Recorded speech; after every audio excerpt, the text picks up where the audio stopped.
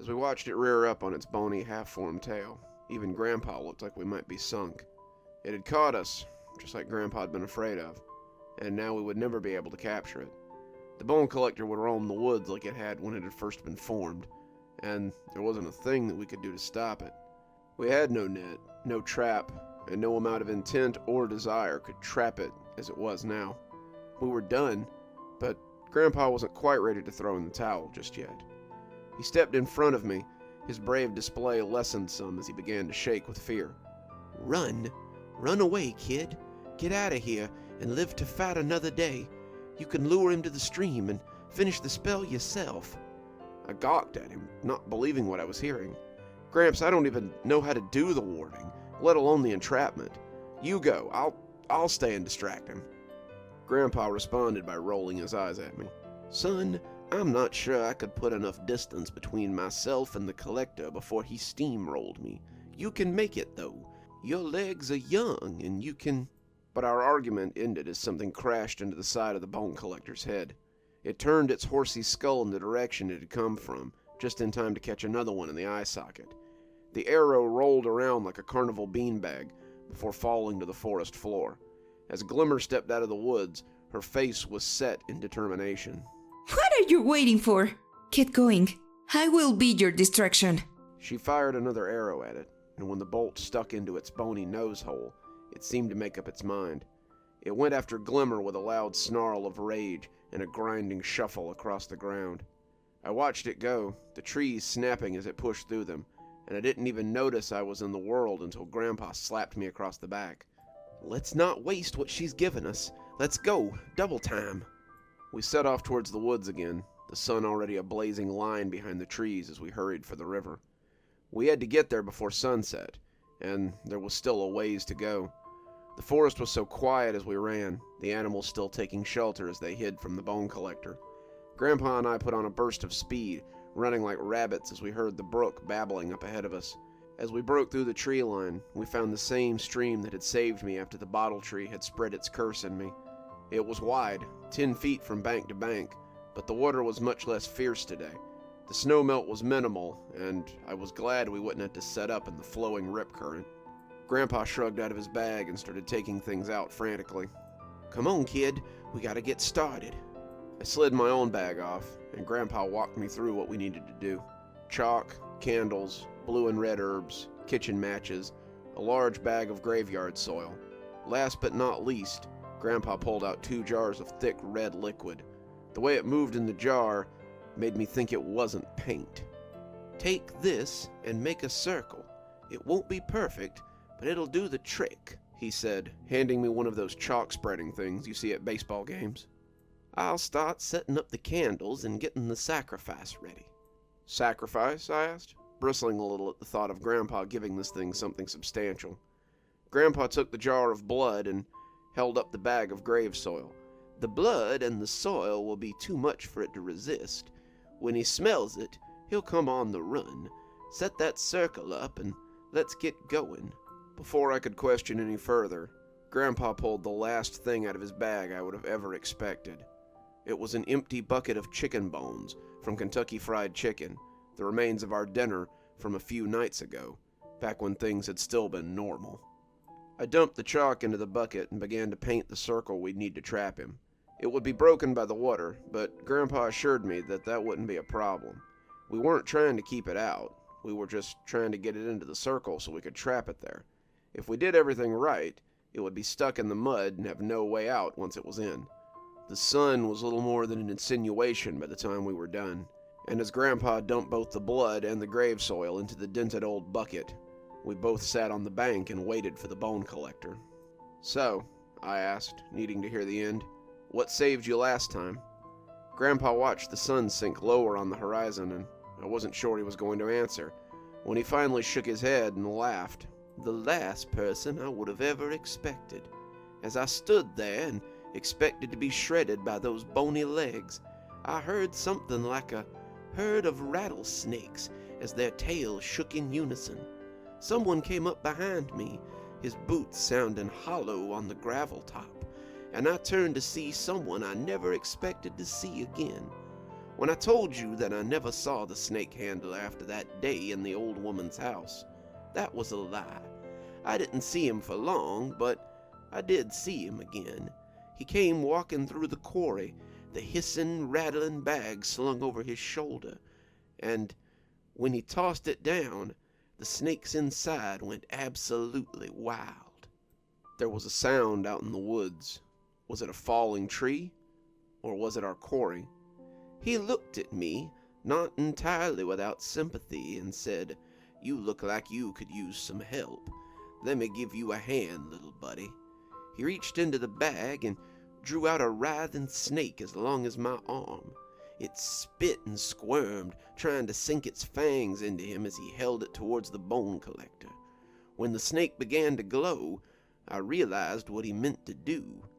His prayers were loud and rambly, filled with the guttural language so loved by God. When he began to draw the spirits from the collector, I was in awe.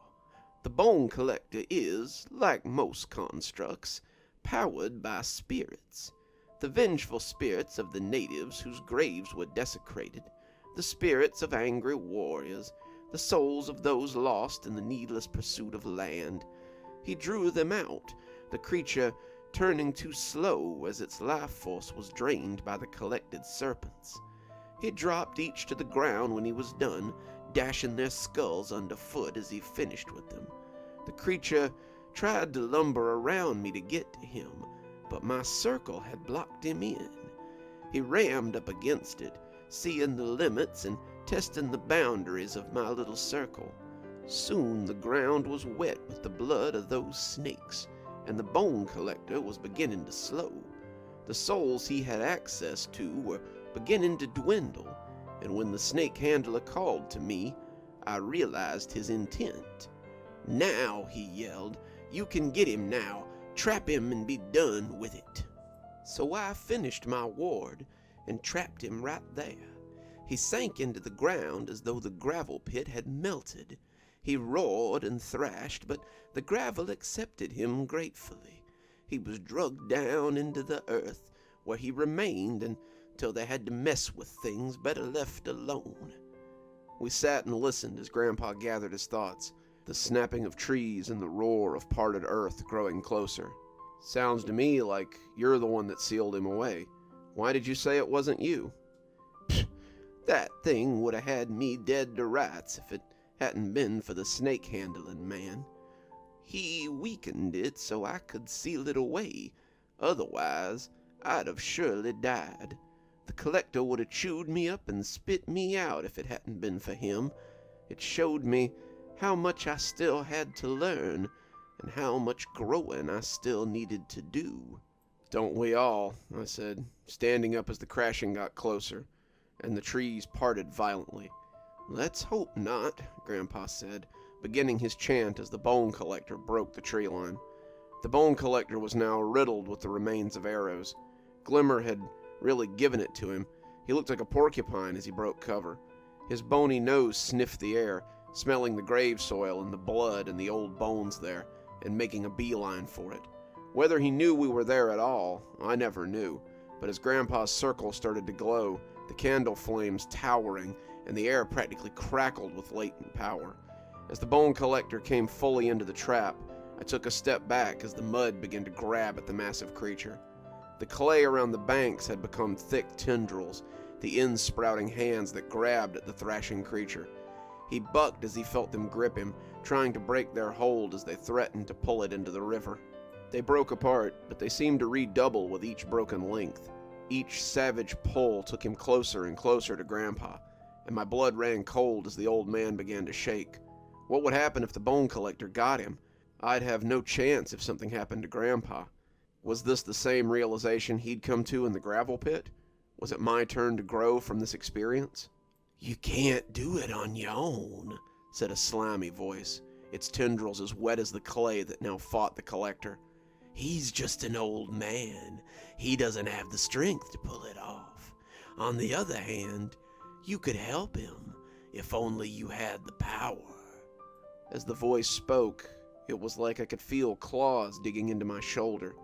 The smell was rotten meat, decaying soil, and I knew who was speaking without seeing him. His slimy words were designed to trap me as readily as the mud would trap the bone collector, but he was also right. I could see the muddy hands beginning to lose ground, the bone collector making his way closer with each step. He'd get him at this rate. He'd get him, and then he'd get me. I could give you some of my power and help you unlock your full potential, but I'll need something in return. His voice was overpowering, just like his odor, and the longer he spoke, the more sense he started to make. Don't listen to him. Grandpa's voice cracked across the voice of the Weldergeist, and I felt his influence shrivel as he wafted away. He's right, though. You can help me, boy. Come stand with me, chant my words, and lend me your strength. You have power, more power than you know, and now is the time to use it. Come stand with me, lend it to me, and we'll get rid of this bugaboo and go home. My steps were shaky as I moved into the warm embrace of his circle. The air around him crackled, in circles vibrating through the soles of my feet, and when I put my hands on his shoulder, it felt like someone was slowly taking the air out of my lungs. I chanted with him, despite my lack of air, and as our spell built, the hands began to drag the bone collector into the red clay of the Georgia riverbank. It fought, that bony head thrashing as it tried to pull itself free from the clutching hands. The ground bubbled, and the mud frothed, and slowly but surely, the ground accepted its grisly prize. When it was all over, the two of us slumped, the mud churned and broken, like ground with jagged roots just beneath it. You did it, I breathed, looking over at Grandpa as his bird chest went up and down. We did it, Grandpa corrected, taking my hand and gripping it. I couldn't have done it without you, boy. I'd have been lost again without your help. This is our victory, kid. You and I made this happen. Never doubt it. We were still panting and clutching hands when I heard the rhythmic slapping of bare feet coming up the riverbank. Glimmer smiled when she saw us, pulling us both into a hug as she cried in joy. You did it, Fisher! You and... Hunter. Hunter and Fisher. I laughed. No hunter by the most generous sense of the word, but Grandpa elbowed me before I could argue with her. Grandma always used to say that if one of the Moon children gives a person a name, it's a great honor. Wear it with pride, Hunter. As we sat on the bank, Glimmer laughing at our mud and sweat-covered looks of astonished gratitude, I found I did feel honored. Good evening, everyone. It's me, Dr. Plague. Thank you so much for joining me for tonight's story.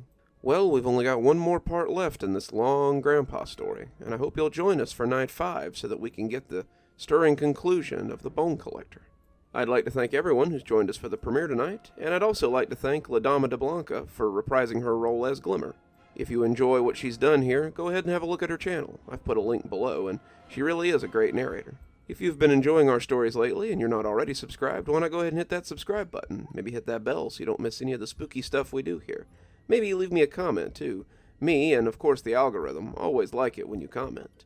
If you think you might like to support the show in some way, come on down to Patreon. We have quite a few tiers. I'm sure you'll find something to suit you.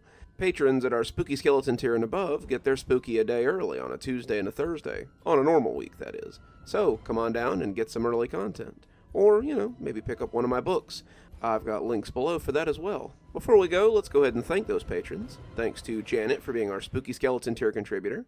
Thanks to Xaronana, Emily Coltsfoot, Leslie Lou Riddle, Martha, and Marianne Schuler for being our Ghostly Reader tier contributors. Thanks, everyone. We just couldn't do the show without you.